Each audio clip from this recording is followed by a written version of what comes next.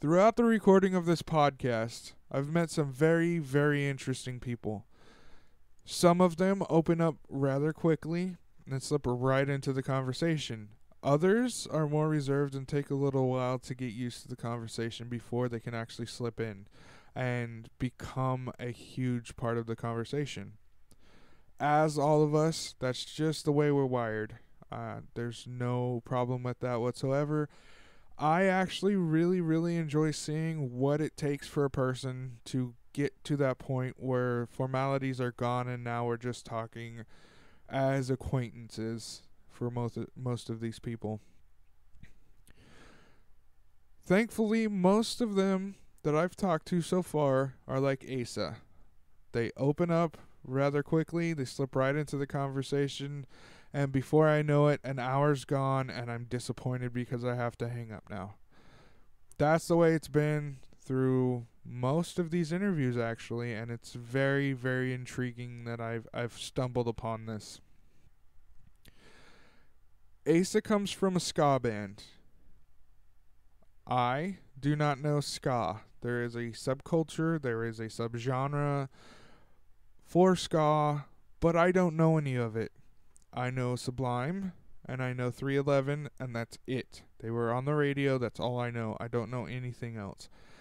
So going into this, I kind of felt like I was blindfolded. I know music as general as I can, but I don't know about these specific genres, and I didn't want to insult Asa in any way, because what I think he's doing is really cool, because there's not much of that here around my hometown, and it's really nice to see that these things are opening up and becoming part of the musical culture. So we talk about Asa's band and how he got into ska. We also hit on topics like Tony Hawk Pro Skater and so many other topics that we just stumbled upon because we're talking as acquaintances, or dare I say friends. It was a blast to talk to Asa, and it really set the tone for the rest of the week's interviews. And I appreciate that for Asa and everyone else that I interviewed that week, because that week, which was the end of March 2015, I finished out the week and I put a cap on all of the interviews so that I could start working on trying to get this podcast officially released and out to the world. And for the last week, I thought it went amazing. Every interview was fun. Every interview was disappointing to let go. And I really, really enjoyed myself. And thank you, Asa, and everybody else who was part of that last week of recording. Without any further ado, this is Asa, and he is from the band For the Record.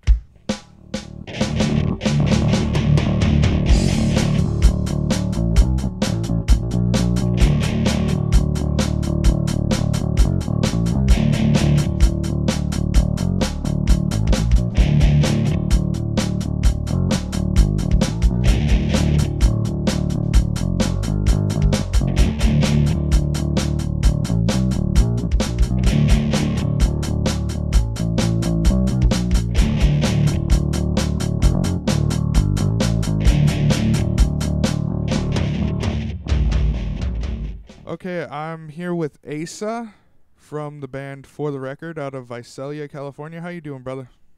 Good, man. How you doing today? I'm tired as hell, but I'm here. So, yeah, let's get started. The band For the Record, how'd you guys get together? So, For the Record was originally the brainchild of myself, and my best friend, and who plays bass. This was maybe 2010. It was like our first year of college, and we had the bright idea of starting a ska band, which I don't know if anyone's ever tried to do that, but I don't recommend it. It's very hard. You mean a ska band with trumpets and saxophones and craziness like that? Yeah, full-on horn section. Oh, wow. That must be Yeah. fun. It's hard enough finding a decent drummer. Yeah, no kidding. That was actually finding a drummer was like the first hurdle, and then it was like, oh man, I have no friends that were in band. I have made a mistake. Needing So to reevaluate life decisions. yeah, really.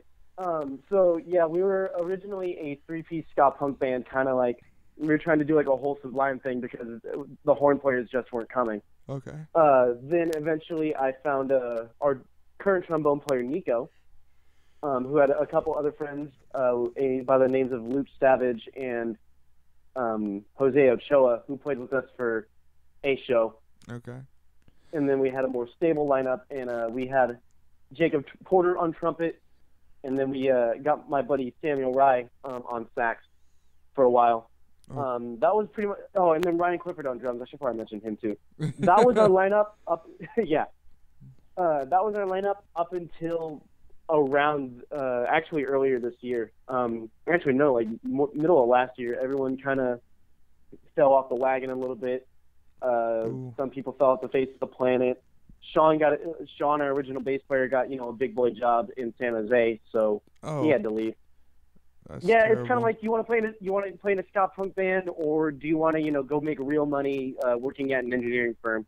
Oh, and well, congratulations to him. Exactly. Yeah, it's like he graduated college and actually can apply his degree to places. So I don't really blame him.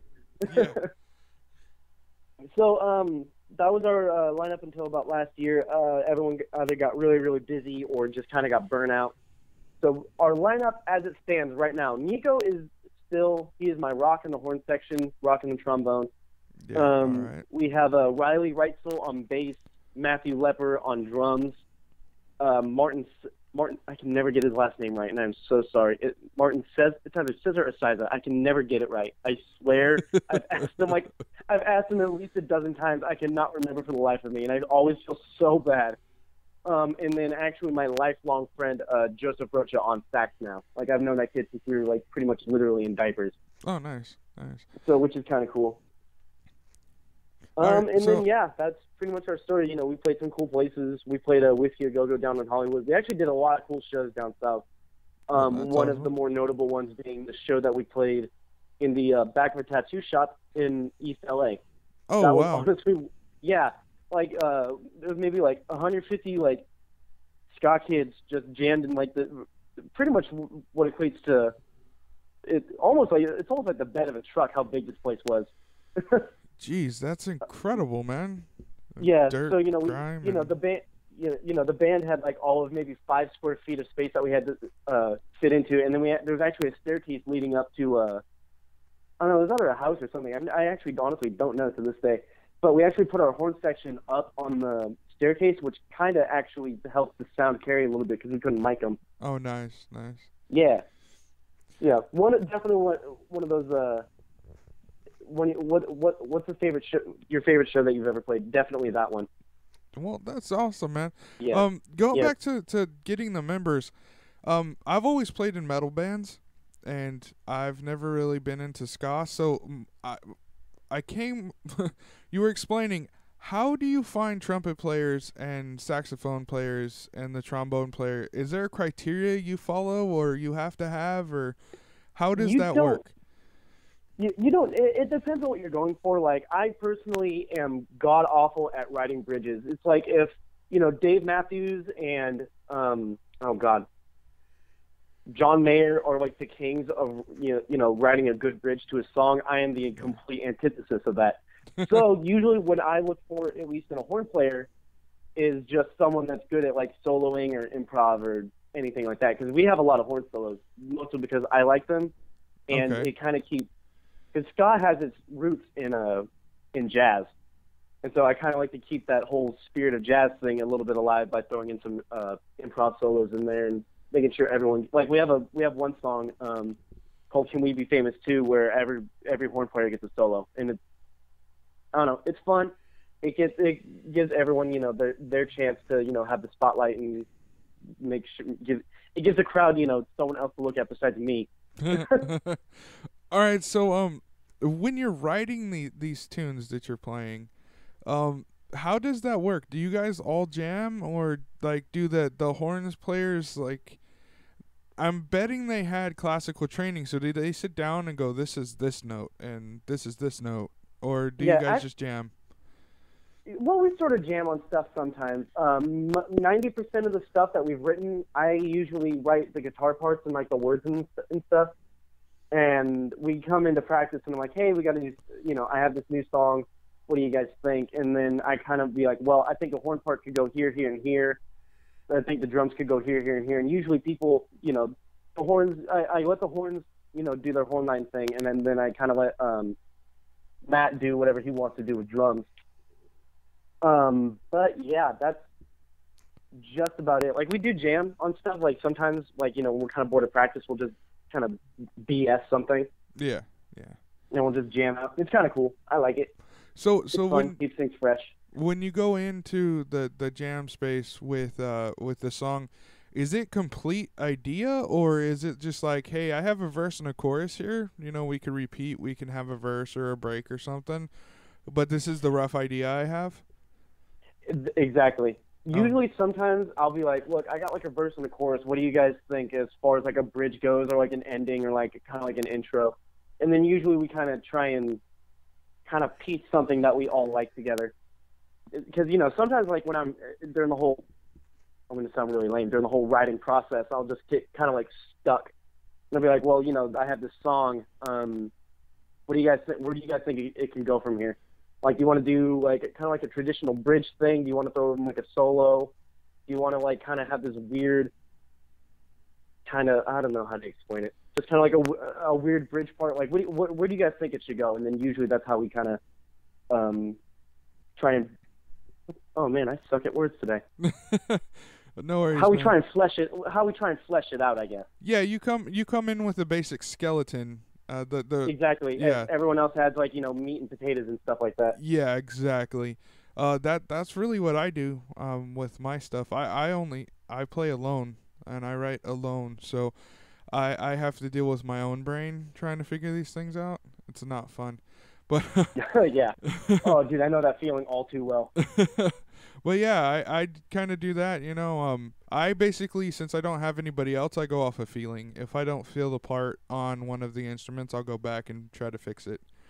Oh yeah, I was actually talking to my girlfriend. Asked me the other day, like, the whole songwriting process, and like if there's anything that we don't play anymore. And there's actually two that we don't really play, mostly because I feel like when I was writing it, it was kind of forced and it never felt right.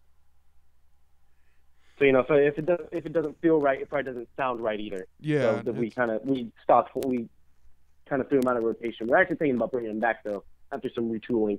But that is a story for a different day. Yeah, the thing is, with mine, I'm working on an album right now, and the title track I rewrote 3 times, and that was because it just didn't feel right. So I got the drums. I was like, oh my goodness, the drums sound great, but the guitars, they're terrible. So, yeah, it was over and over and over again. It was terrible. Oh man, we have a song called Trudy that I, no joke, rewrote about 6 different times. Like, either I didn't like how a verse was coming out, or how like a rhyme scheme worked, or anything. So like, I basically have like almost like Legos, at least as far as like song parts goes. And I try and rearrange them one way, and I'm like, no, rearrange them another way. And then it finally got maybe like 2 months into trying to like rewrite this thing, and I was like, yep, that works. Keep it before I change my mind. Yeah, I actually found in writing this album, I really work with a click track now, and I found you can actually do the whole building block thing when you're demoing. It saves a lot of time and effort, and pulling out your hair kind of phases. Yeah. And yeah, man, I play to a click track with the scratch guitar, and I basically copy and paste the chorus and the verse. And yeah, any repeating parts, I just do that, and then I play the drums straight through, and when I do the final tracking, that's when I play straight through. But I love that building block aspect you were talking about. It makes writing so much easier. It really does. Yeah, it's so much better than having to deal with yourself over and over again. Yeah. But yeah, man, so you have those 2 that are out of rotation. How long is your set right now? At the moment, only because of all the for the record, at least as far as 2015 goes, is like this, I guess version 3.0, if you want to call it that, has been around since maybe January. So we've got about maybe a 40-minute set at the moment. We're pushing for an hour. We still got a lot of originals that not everyone knows yet that I still have to teach them. Yeah. But, So yeah, go ahead. Oh, sorry. I was just gonna ask, when you write a set list, do you write one for an entire show, or do you write? I'm sorry. When you write a set list, do you write one and have it for multiple shows, or do you change it up every show? We try to change it up every show. Last time we played 2 shows in 2015 so far, and they were kind of like back to back. Because we played a show in Fresno at CYC one Saturday, and then the next Saturday we played in Visalia at Salvador. So like the only difference between those 2 shows was that we had a longer set in Visalia. Oh, okay. And so as opposed to everyone just got really comfortable with that set list. So it's just like, well, I'll just throw in a song in between these 2, and then we'll call it a day. Yeah. But normally when we've done shows in the past, we try and keep it. We try and keep it fresh and have a different set list every time. But usually whenever I make one, I think of it like this song ends this way, this song begins this way, and then I kind of just make myself like a playlist, essentially. Yeah, man, that was one of my favorite parts of being in a band, is when you actually had a catalog that had enough songs that you could actually mix and match the set list, so they're never the same. Oh my God, that's so great. It's like, what songs do I feel like playing today? Yeah, I mean, if you're like in your hometown where you started, there's people that kind of want to hear 1 or 2 songs that you've played, but for the most part, you get to dabble in everything. You get to figure out which songs work best together and everything. It's a wonderful time to be in a band. Yeah, it is a great day when you get to that point. We're almost there. We're almost there, which is nice. Well, we're almost there again, I should say. All right, man. Well, you were talking about Trudy. Can you go into that song a little bit more? How it came about, what it's about. You said that you had to write it for like 2 months. So, how'd that writing process screw with your brain? So it started out. I used to work at Food Max in Visalia, and so I was out in the parking lot, doing cart stuff, like bringing in carts and stuff a lot. Yeah. So I don't know if you've ever done that, but it's pretty. A monkey can do it. You don't really need to think. So, I had a lot of time to, kind of write and stuff. And so, I kind of got hit with one of those moments at like 2 PM, like, oh man, dude, we're doing this. A song is happening today. So I started writing this song. Yeah, I started writing the song. I had like something, in the way of a verse going, and then I kind of had a vague idea of an intro. And then I started writing it, and it ended up being about kind of like this idea of my dream girl that doesn't quite exist.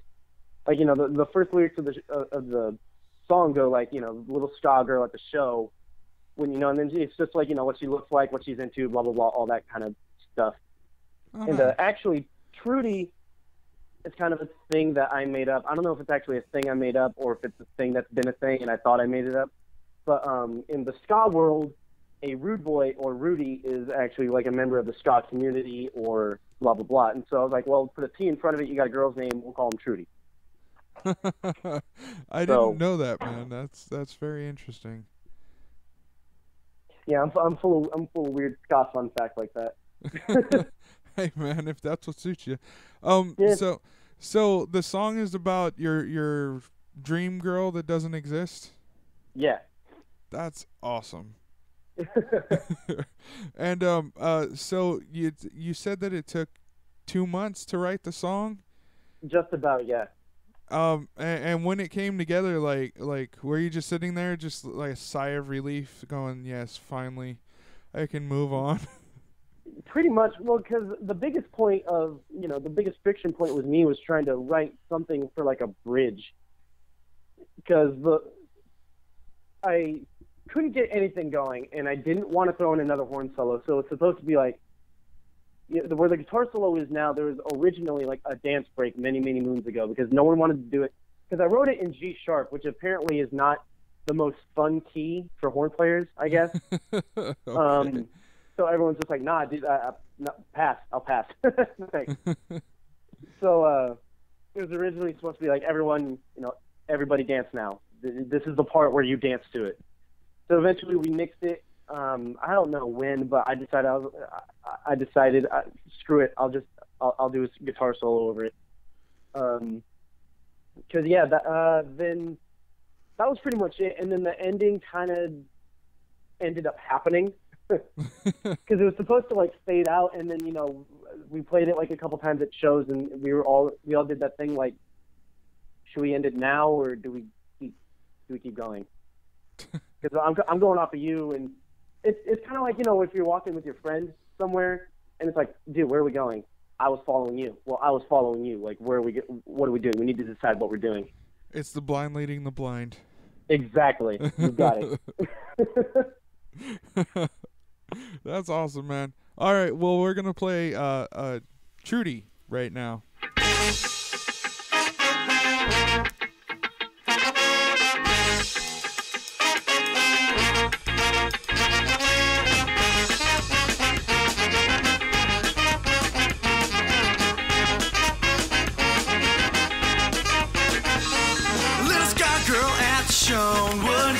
She's about the cutest thing I've ever seen. In a pencil skirt and a two-tone shirt.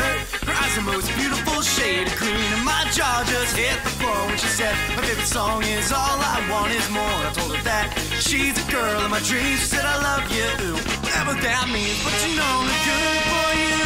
But you know I love you too. But I'm just rude, but no one can love me. No, no, no.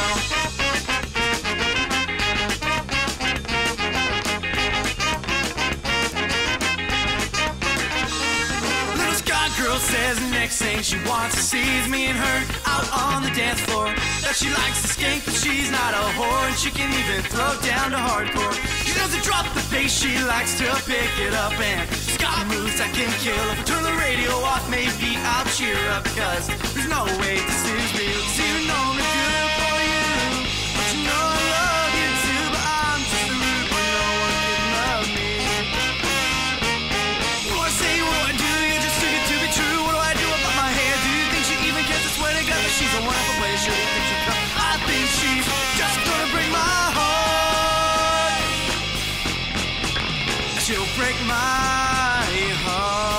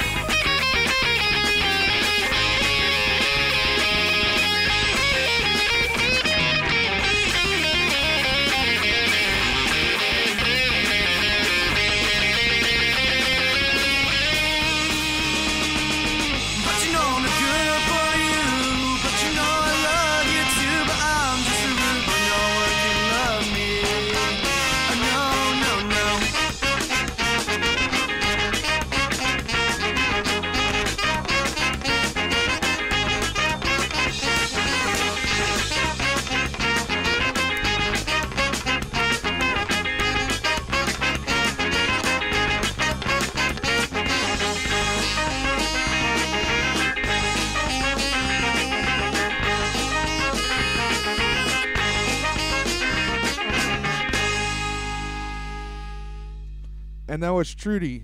So, yeah, man, you were talking about writing and everything. I kind of want to go back to that real fast. Being that you said that this is like the 3.0 version of your band, firstly, have you started any new songs? And secondly, what is the writing process? Has it changed, or do you still actually work like you did before? We actually have 3 in the works right now in various stages of completion. One's, on deck, ready to go. We're going to work on it the next time we get to practice. Yeah. Actually, we have 2 like that. I just got to remember how to play the other one. It's been a while. Dude, I hate that. Like, you write something good, and then you just forget about it because you haven't come back to it in forever, and then it's like, I don't remember how to play this anymore. You know, so I got to worst, reteach myself that. You know the worst part is thinking about all the songs that could have been if you didn't forget that really awesome riff. Oh my God, I have so many stories about that. It's not even funny. I do too, and it's terrible. I mean, I'm a steel trap when it comes to drum beats, but when you when you talk about guitar, there's only so many things I can do. Yeah, dude, like, my girlfriend lives up in Clovis, so I have a 45-minute commute whenever I go see her. So sometimes I'll just like I'll get like a cool melody down or like some words or something, and I'll be like, I really should write this down, but I'm driving and I don't want to die. Yeah. So I probably shouldn't. Oh, I'll just remember it. The second I get home, I'm like, how did that? I had a cool thing in the car on my way over. It's gone. It's gone. Yeah, it's now in the trash, and I'm sad. I hate that drive so much. I had to go from my apartment in Tulare to Fowler on a daily basis, and that was a 45-minute drive by itself. And it was 48 miles there and back. So that was 100 miles that I was driving every day for work. Oh my God, pass.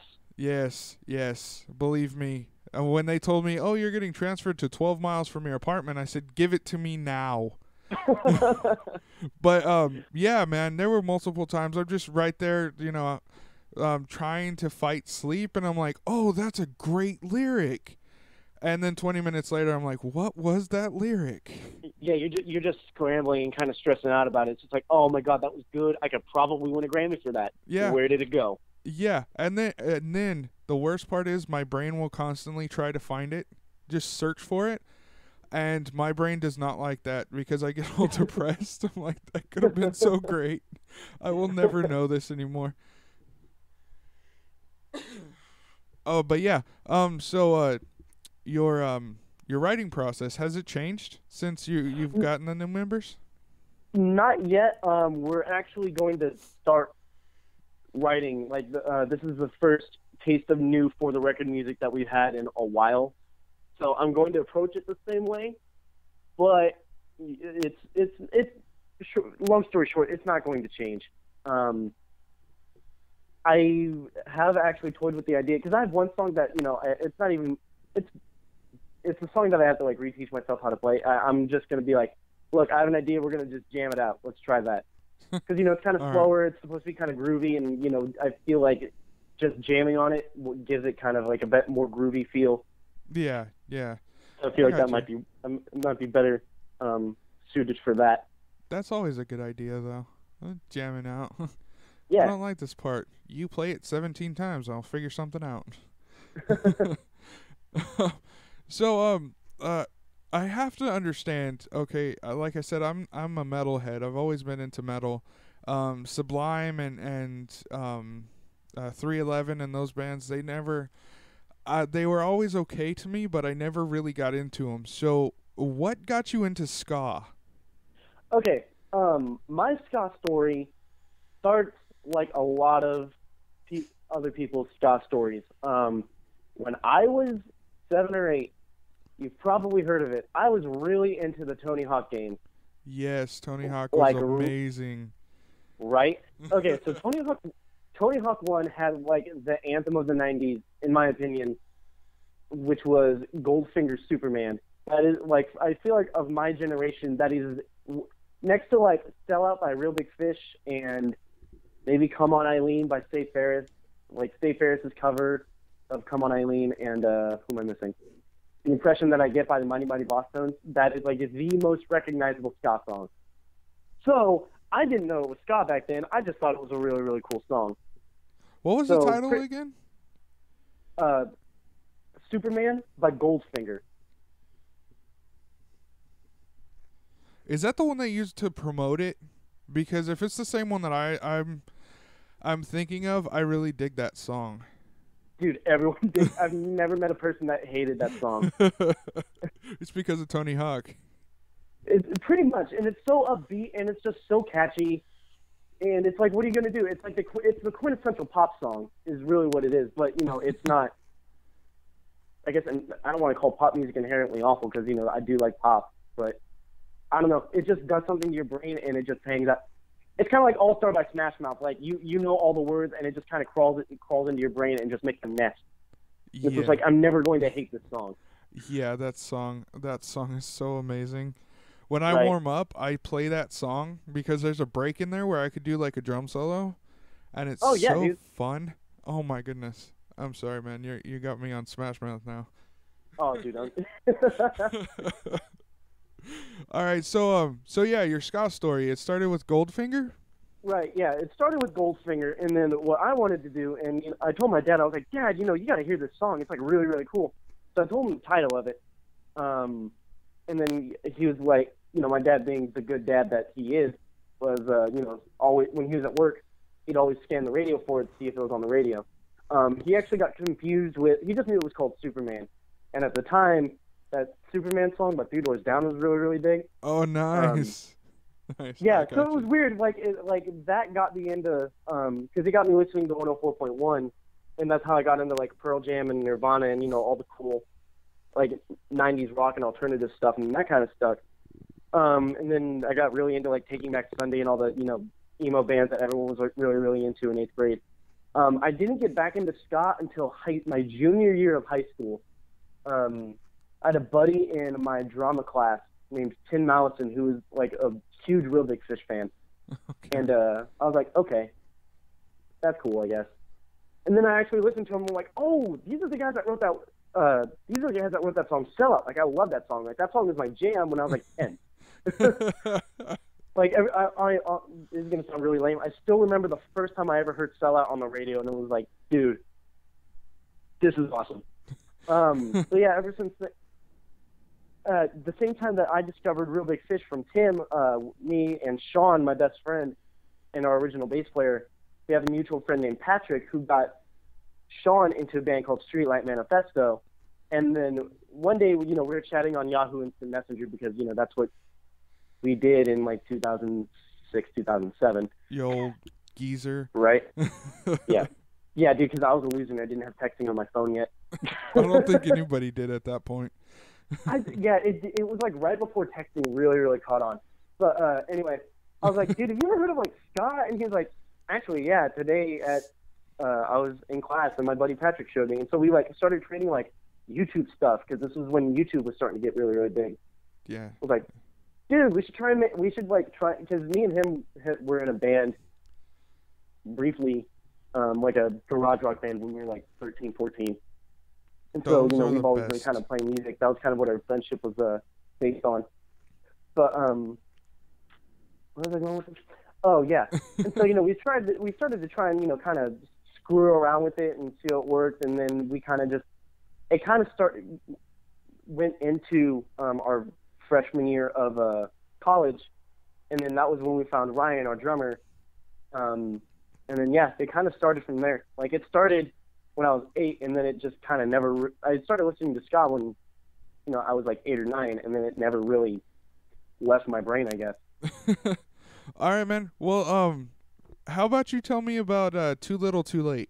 How's that song? What's that about? Too Little Too Late is actually about. So my high school girlfriend and I broke up like right before my freshman year of college. And then, for like the next like maybe year or so, actually like a year and a half, we were kind of like on and off. And so she was going to be an exchange student in Thailand, and when the plan was that when she got back and went to school at UC Santa Cruz, we were going to get back together. And then her first day back, she met this dude, and they like started dating, and I was like, well, damn.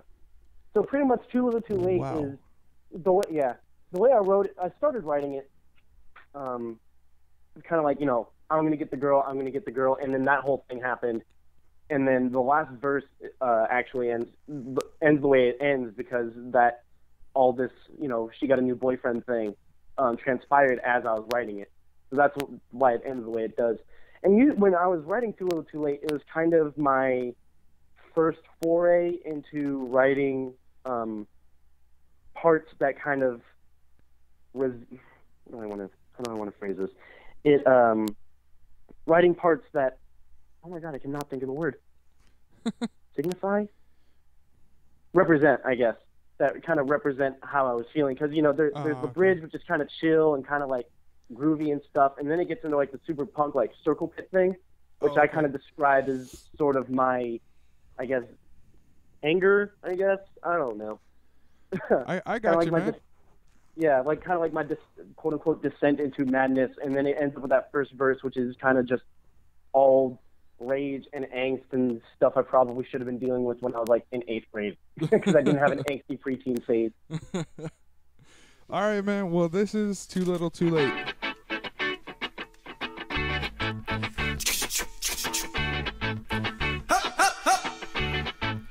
Pick it up, pick it up, pick it up, pick it up!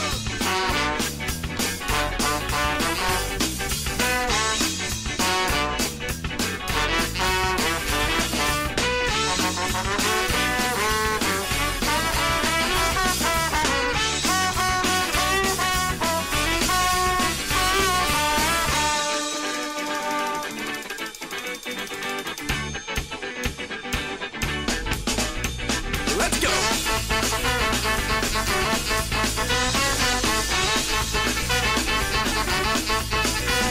Well, you're the one I want, but you're the one that I can't have, and I can't see any way of making this work without your man getting mad. And baby, I'm not your type, and baby, it's just not in my blood to take advantage of a sweet little girl like you. And I'm wishing that I could see you again, 'cause I don't think that I can stay just your friend. And I know that you won't fall for that again, but I'm gonna go ahead and try.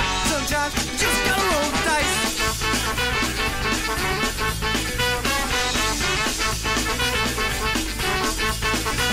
Now I'm gonna get my way, and no, there ain't nothing that you can say. There ain't no ifs, ands, buts, no messing around, 'cause I'm gonna take you out of the town. And baby, I'm not your type, and baby, it's just not in my blood, but something about you's got me changing my mind. And I'm wishing that I could see you again, 'cause I don't think that I could stay just your friend. And I know that you won't fall for that again, but I'm gonna go ahead and try. Sometimes you just gotta roll the dice.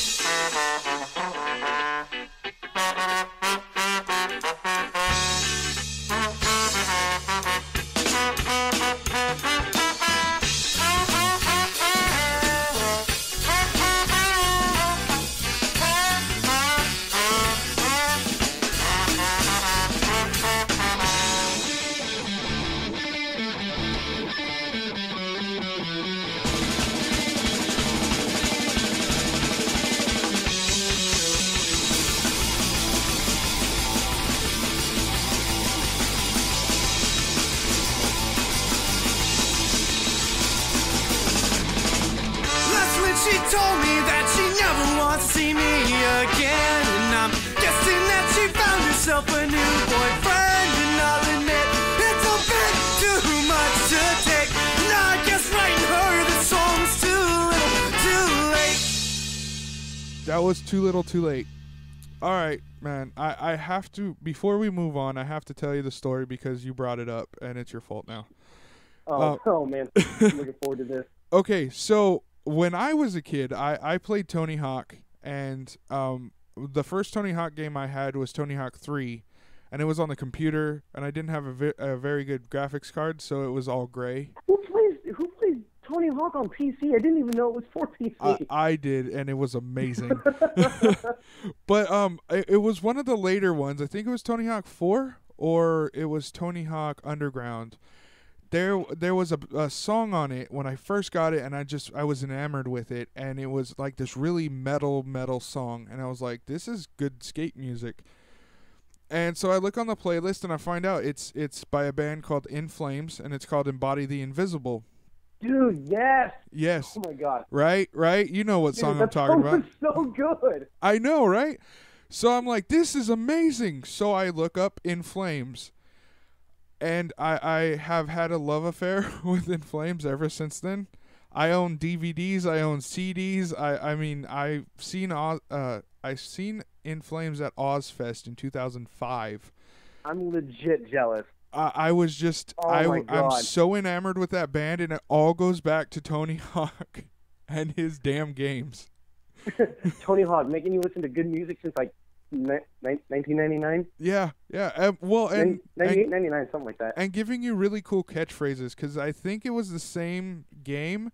You go to Russia, or something like that, and you talk to a guy on a half pipe, and he's like, "Yeah, we get the MTV here, home slice." Oh my god. Yeah, dude. Oh my god. Which one was it? I think that was Underground 1. I don't remember, but I remember seeing that and going, "That's the greatest line ever." This is now a thing. Yeah. I'm stealing this. And then right after that, I started hearing people say "home slice" every other word. I was like, "Yes, thank you, Tony Hawk." I used to tell people, like, "What up, my home slice from another pizza?" That was my thing, like, in middle school. I'm not even ashamed to say that. I am a little bit, but still. You don't have to be, because that's such a great line. What's up, home slice? People look at me like I'm kind of, gone, but it's amazing to say. Sorry about that. I'll cut that out. Oh, no worries. All right, man. So, I lost my train of thought. Shit. Okay, so Goldfinger. Going back to that, does it start with like this drum, like snare roll? Yeah. And just like yeah. Yeah, and just like thrashes you from there on. Pretty much, yeah. Oh, dude. I can't tell you how many times I actually listened to that song and played that first level. It just the first level in Tony Hawk 1 is the best one. It just Dude, yeah, the warehouse? Yes. Oh, yeah. It can't be matched. I don't know why. And I got that on a Pizza Hut sampler. Did you really? Yes. On PlayStation 1. Oh my god, I forgot that Pizza Hut and Sony had a thing for a while. Yeah, they did, and that's the first time I played Crash 3, and such a good time to be a nerd. Oh my god, dude, I still have Crash 3 lying around somewhere, like, in my house. I talked myself into buying Crash 1 on the PS3 from the PSN. So every time I get a little time to myself and I get to, revert back to, 10-year-old me, I play Crash 1, and I'm like, yes, boulders, I love this game so much. Oh my god, dude, okay. So my phone broke recently, so I had to get like a burner phone. Oh. So I got this like Go phone from Nokia. It's like the Nokia Lumia Terrible or something. But I hate Windows phones more than I hate many things. The one thing I can give the Windows phone is, I shit you not, you can download Crash Bandicoot 2 as a game for your phone. What? Shit you not. That is outrageous. I've never been so excited about anything in my life. It's beautiful. It runs like shit, but it runs, and that's the important part. Are you just gonna keep that phone just for the game? Just be like, yes. Oh my Shrine god. it. Okay, so I had this. Apparently, if you get a phone from GameStop, you can return it in a week and get your money back. And I'm like, I kind of don't want to anymore, because now I can play Crash Bandicoot whenever I want. I'm like, oh, Windows, you have a hard bargain. Damn you, Bill Gates. I did not know that, dude. I'm contemplating trying to figure this out now. Oh my god, dude! Like, I've never. I literally screamed in joy. It was like midnight, and I'm just like, ah! I woke my mom up. She thought there was a fire. I'm just like, no, I just got really excited for a video game. Go back to bed. You woke your mom up for a video game. Oh, that is amazing, man. You're an inspiration. Oh, that's probably the nicest thing someone's ever told me. Well, I'm glad I could be of service. Dude, the other day, someone was like, well, you're kind of cool. I'm like, I play in a ska band and I water plants at a Lowe's. Like, there's nothing about me that is cool. I'm sorry. Oh, that's great, man. Don't worry, man. I'm a security guard that, has to sign in trucks and get yelled at by people that can't speak English.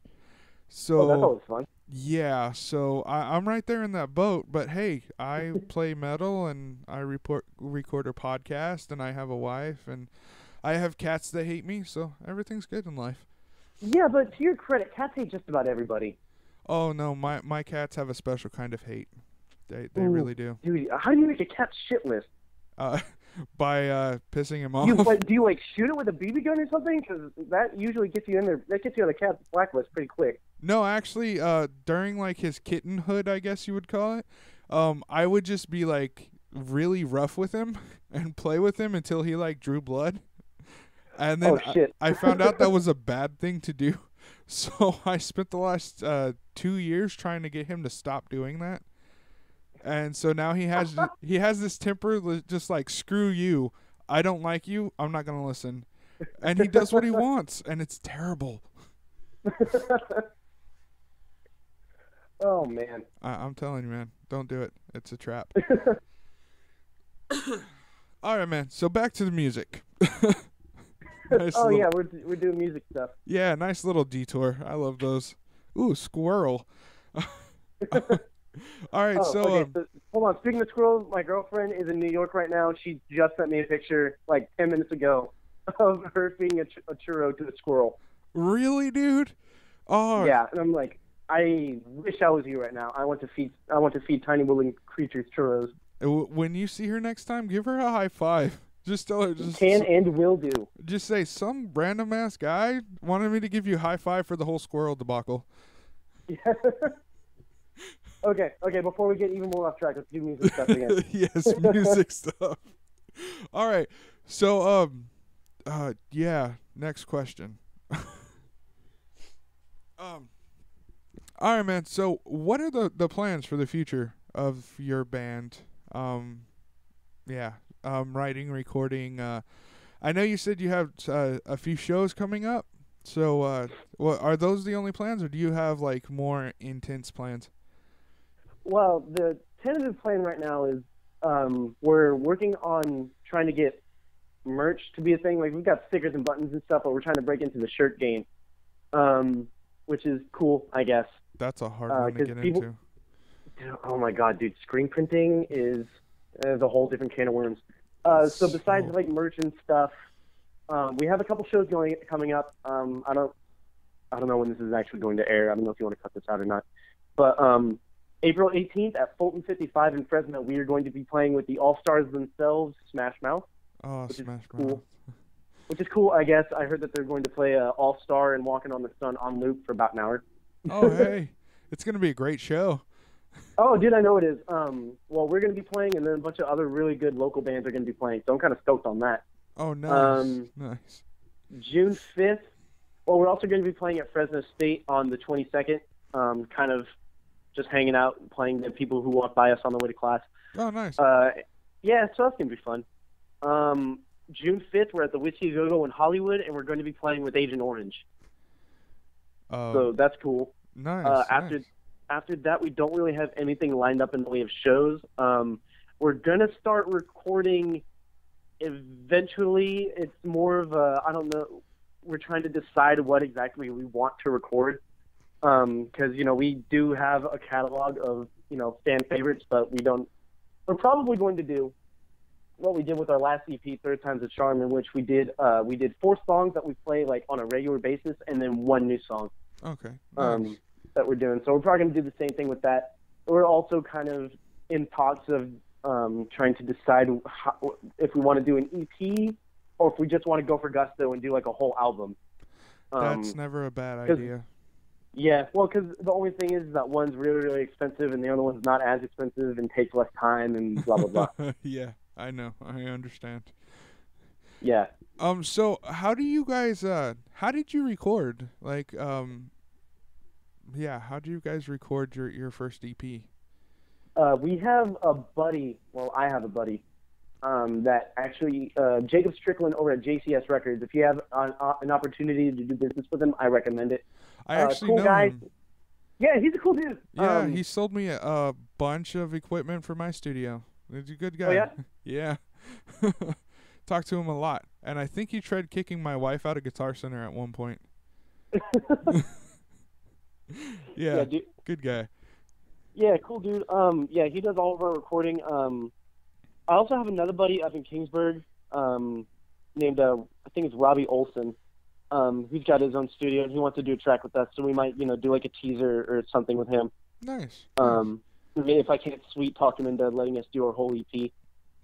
But yeah, that's usually how we record. I have like an interface at home that I use to record like kind of guitar stuff to kind of bounce off of everybody. Like, hey, what do you guys think of this? Yeah. But yeah, that's our main method of recording. We usually go to Jacob. He's in town. He's cheap. He's nice. He's got nice things. So. He also works at Guitar Center and has the hookup with everything. He also works there. at Guitar Center. Yeah. Yeah. I've heard the perks of working at Guitar Center. I want to work at Guitar Center so bad. Oh man, when I was like, I think like the second I turned 19, I tried to apply over Guitar Center, like in the guitar department, and then they started like on the, they always have you do that little like questionnaire thing to see if you'd actually be good at your job, and then they started asking me like all kinds of drum and PA questions. Yeah. And I'm like, okay, yeah, I suck at this. I got up to a group interview, and the guy was like, okay, so what I'm going to do, this isn't going to have any bearing on if we hire you, but I'm going to ask you what I call bastard questions. And I'm like, oh, this is going to be wonderful. So no. he asked this one girl, like, what does MIDI stand for? And she's like, oh, it stands for blah, blah, blah. And then one girl, like, okay, what do guitar strings, lighter guitar strings have that the heavier ones don't, or something like that. And then he looks at me and he's like, you're applying for drums, right? I'm like, yeah. He's like, what's the darkest wood we carry? I'm like, I don't know, I don't work here. Well, what's the darkest wood you can think of? I was like, I don't know, it depends on what the person needs. And I'm like, what is the darkest drum wood? Is it like Bubinga? Bubinga is amazing. That's my dream drum set right there, made out of Bubinga. Oh, yeah. Don't get me started on this, but dude, my buddy, I had a buddy that had a DW that was made out of like swamp ash. Good Lord. Oh my goodness, DWs, they're timbre matched. It's they like, are. It's yeah, beautiful. Yeah, it's like having your guitar tuned before you ever lay your hands on it. Like, oh, dude. Oh. Remember the Gibson robot guitars that came out in like 2008? The ones that like tuned themselves, and how they were like $3,000 and nobody ever bought them. Yeah, I remember that. Well, it's like what's the equivalent? It's like the Evertune system. Have you heard of the Evertune system? Wait, is that the Evertune? Is that the one that you? It's like you install it. I think it's meant for like Strats and stuff, isn't it? Like you install it under your pick guard, and then it somehow routes to your headstock. No, actually, what happens? I could be wrong. It's kind of hollowed out like a Floyd Rose cavity, and it has springs and like special saddles and everything. I've actually seen stress tests where the guy picks up the guitar by the strings and like shakes it and like just messes everything up, and it's still in tune. And like, what? Yeah, it's beautiful. I want one just for recording purposes, but the bridges are like $300, and I don't have that. Oh, right dude, now. I would not doubt it. That sounds like it is expensive amount of dollars. Yeah, and plus you have to send it to somebody that knows how to install it into your guitar. Yeah. But that's like the equivalent to DW. I mean, DW, Oh my gosh, man. I've used DW pedals since I started, and I can't say enough good things about those guys. Oh, dude, I picked up a pair of, cause I play drums too, like I have a set and everything. Oh, but, nice. I picked up a pair of DW 5000s for like $120 off of Craigslist. Yeah. Best $120 I've ever dropped. Yeah. When I first started, I had DW 7000s with a single chain drive. And those actually got so worn out, the teeth on the cams started wearing away. No way. Yes, my brother still has that, and the chains slip off the cam every time he plays it. But I got the DW 5000, the double drive. Oh my goodness, it's like butter. I mean, it really is. It's amazing. I can't think of the only way it would be better is if it was longboards. That's the only way it would be better. See, I've heard like good and bad things about longboards, but like my drummer now like does not like them. But I think he's also a heel down drummer. Well, here's my point about the longboards is I wear a size 15 shoe. So if you put your foot down, or actually, do you ever live in Washington? Because you might just be Bigfoot. No, I haven't. But hey, actually, one of my buddies jokes around that the day I was born, there was a newspaper article. Local woman gives birth to elephant baby. Yeah, but yeah, I have size 15 shoe, right? So playing the drums kind of sucks because those pedals are for like midgets. Yeah, pretty much. And longboards, they give me the length and everything, so I feel comfortable. but like I don't want to change from DW because DW is amazing. So I'm like at an impasse there that just I'm rock hard place and I'm in between. Oh, dude, if you want something with a longboard, think about oh god, it's by Pearl. The Pearl Demon. Is it the Demon? Demons? Something like that. I was actually thinking about the Speed Cobras because I saw those and they're not wide, but they are wider than the Iron Cobras, and they just look nice. They look sleek and easy to use and all that. The Axis are the ones I want to stay away from because I don't like those. I don't like it. It's weird. I think someone on Craigslist right now is selling a pair of Speed Cobras. I shit you not. I saw it today. I might check that out because they're going for like cheapish too. Yeah, see, and they're $500 by themselves. So yeah, it makes you want to cry, doesn't it? It does. Yeah. All right, so how about what's up with the song Monday? Can you give me some lowdown on that song? Or Hey Monday. Okay. Yeah, Hey Monday. So Hey Monday started when I wrote. It was the first song I ever actually sat down and tried to write. Fun fact, I was like maybe 19. I just started. Was I 19? Yeah. I just turned 18 actually. Nice. Yeah. Nice. So I just started working at Food Matt, and I just broke up with high school girl. And this was before we were like on and off. But it started out being a song just about work and how much work kind of is just awful. Yeah. And then it kind of turned into like this big metaphor of me cheating on my girlfriend with a different girl every day of the week, codenamed Monday, Tuesday, Wednesday, Thursday, Friday, with the, your, I guess, only because I don't know a better word for it, and because, South Park is awesome. My bottom bitch was Saturday. Okay. Yeah, so, Monday comes and has her way. Tuesday is just some other day. Wednesday comes, you're halfway through, slang for things. Yeah. Thursday's a cock tease. Friday comes and it's party time, blah, blah, blah. So Friday's the bottom bitch. I thought it was Saturday. My bad. I don't even know my own song, and I wrote it. Don't be sad. It's the same way with me. Yeah. So, yeah, that's where that went, and everyone's like, oh, that got dark really fast. Like, I was not a good person. Yeah, you were 18. I use that for people ask me. I have tattoos on my forearms, and they're Chinese symbols, and they ask me, they're like, what do they mean? I was like, firstly, I want to tell you I was 19 and stupid. Please don't judge me on this. I feel like a lot of people can actually use that, like, I was 19 and stupid, and it's like, oh, okay, and that's like kind of like your get out of jail free card. Well, I use it for tattoos. I don't use it for real things. Just tattoos. That's the line I have to draw because I can use it for a lot of other things.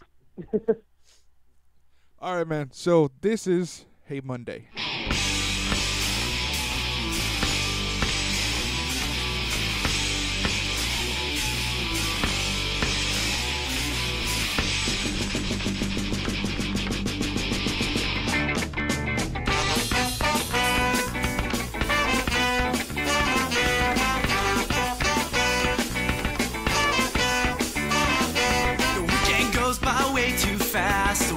Seems to take forever. Punching clock out, it's all the same.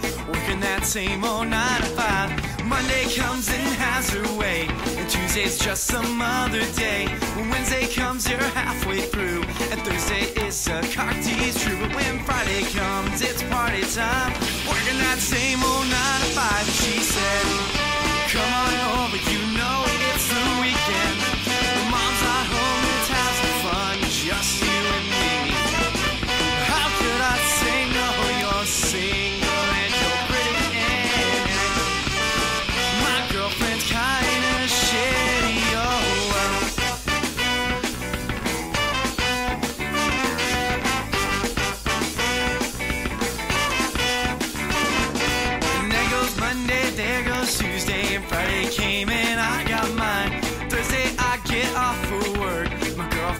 she went berserk.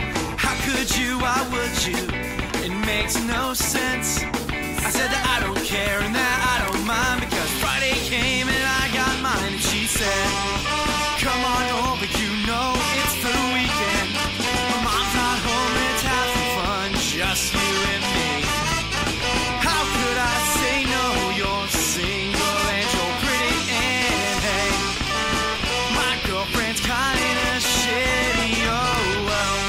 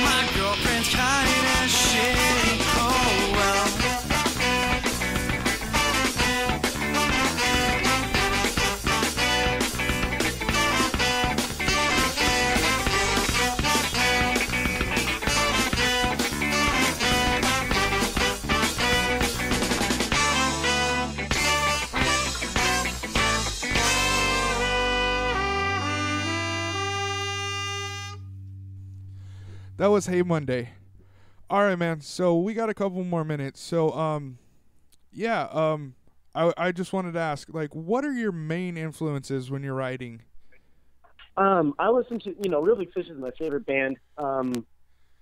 Me and them have like this really, really big history. I actually have them tattooed on my back. Nice, nice. Yeah. I'm cursed with an ugly fish on my back for forever. I'm not cursed. I'm just being dramatic.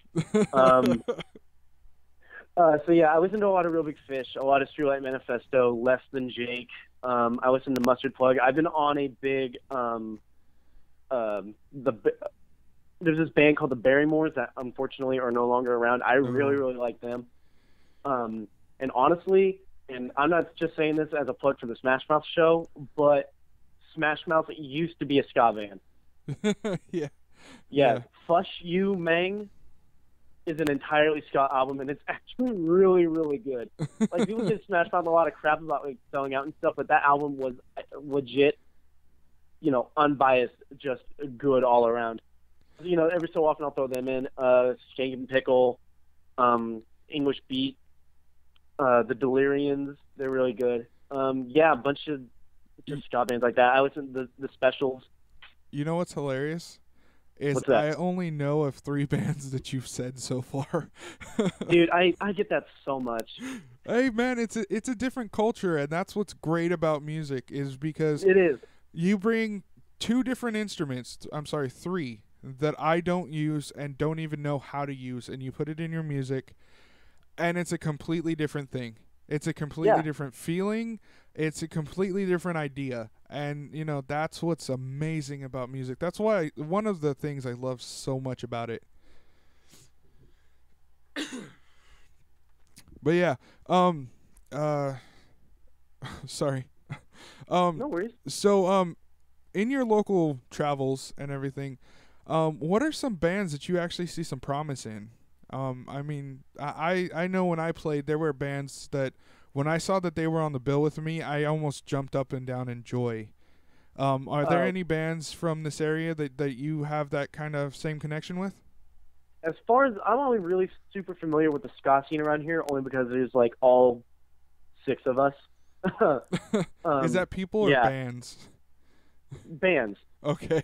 Just gotta make sure. There's like 6 ska bands around here. Like, we got interviewed by the Viceroy Times Delta, and the guy was like, so what about the ska scene? I'm like, look, it's good everywhere in California except here.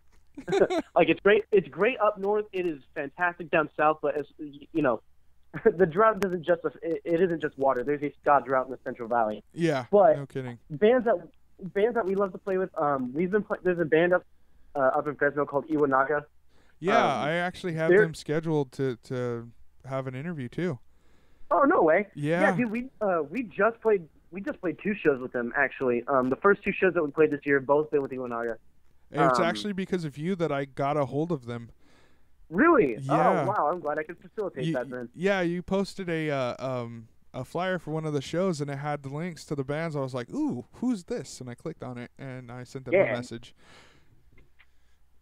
Yeah. So love playing with Iwanaga. They always put on a show. We've been playing with them ever since pretty much we've been a band, really.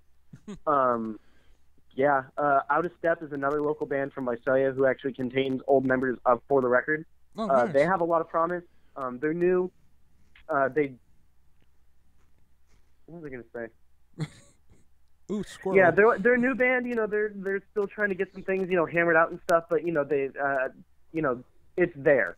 Yeah. They're really cool. The Easy In, they're kind of like a more two-tone type band. The Suppressors.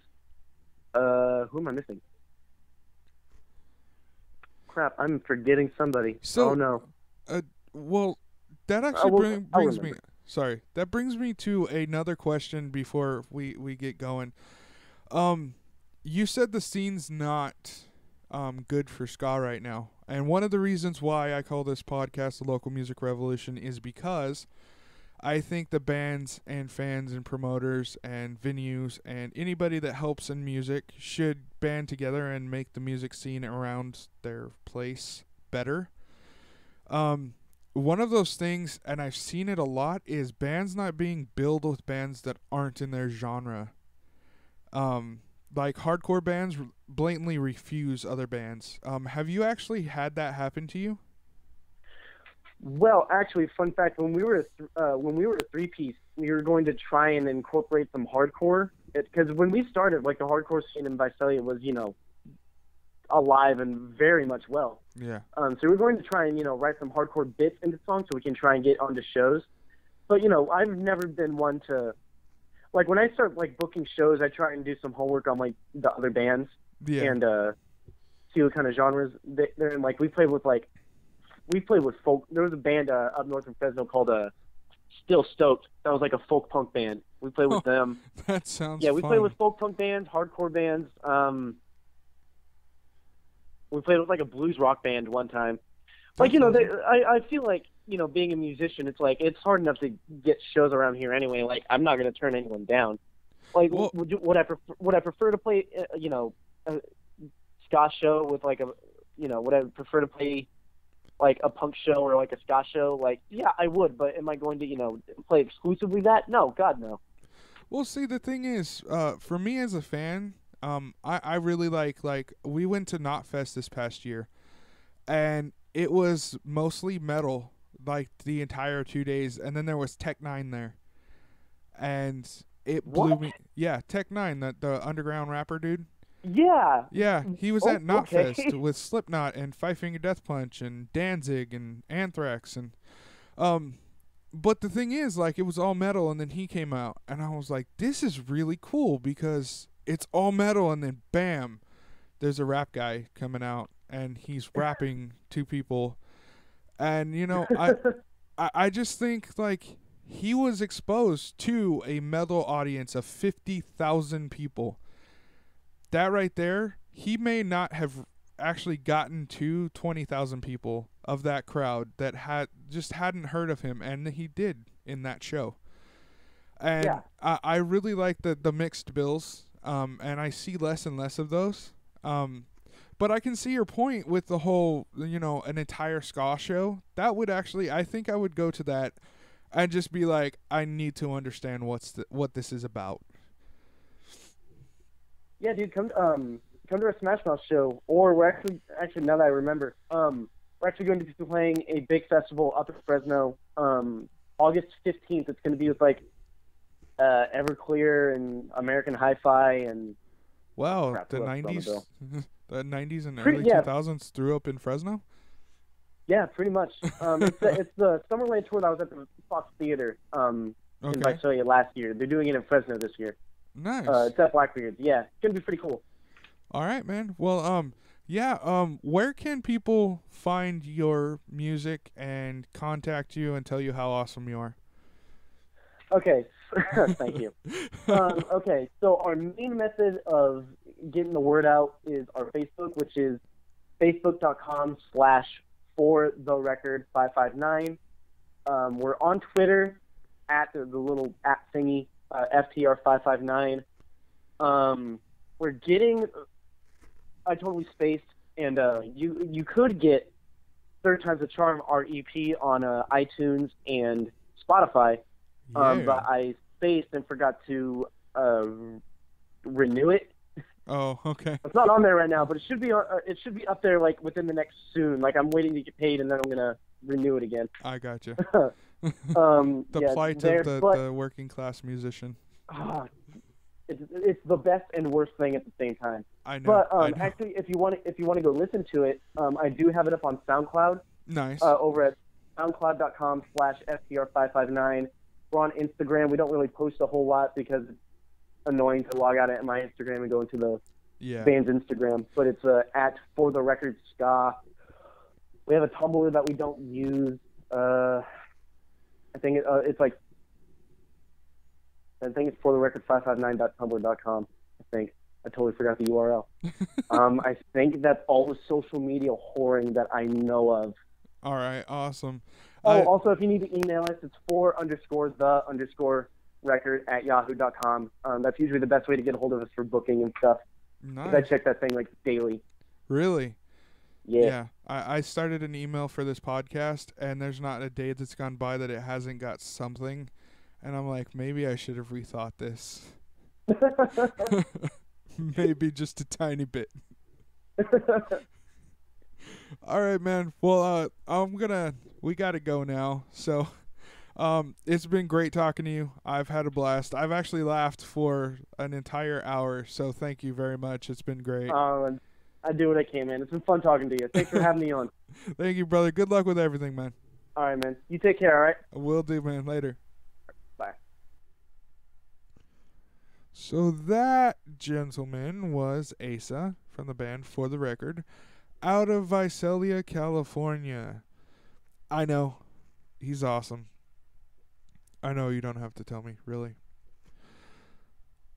But I laughed for like an hour straight talking to that guy. It was really, really cool. So that is awesome. Really, though, if you want to go see For the Record, they will be opening for Smash Mouth. Sorry, I'm not really sure what the other bands are. I've only seen the flyer like twice, but I know For the Record and Smash Mouth will be there, so awesome. They will be in Fresno, and you can get all the information and tickets if you are local from Asa. All you have to do is contact him, look him up on Facebook, look up For the Record from Visalia, California on Facebook, and while you're there, tell them that you heard the interview on the Local Music Revolution podcast, and let them know how great they really are, because they're awesome. And with that, I want to thank you very much for listening, and for all of your support, and for the kind-ish words that you have been sending me. They're very awesome. Thank you very much, people. Remember to rate, comment, add, and subscribe to the Local Music Revolution at thelocalmusicrevolution.wordpress.com and Facebook / The Local Music Revolution. I am also on iTunes. All you have to do is search for The Local Music Revolution in the iTunes search for the podcast, and you'll find me. Also, if you are a musician, an artist, a director, an actor, or someone with similar talents, please contact me at thelocalmusicrevolution@gmail.com, and we'll start the process on getting you on this show to talk and joke and let people know how awesome you are. Thank you very much, everyone. It's been wonderful. Until next time, this is the Local Music Revolution. I am Ogre. You are my wonderful audience. take care. Be good. I'll see you next time.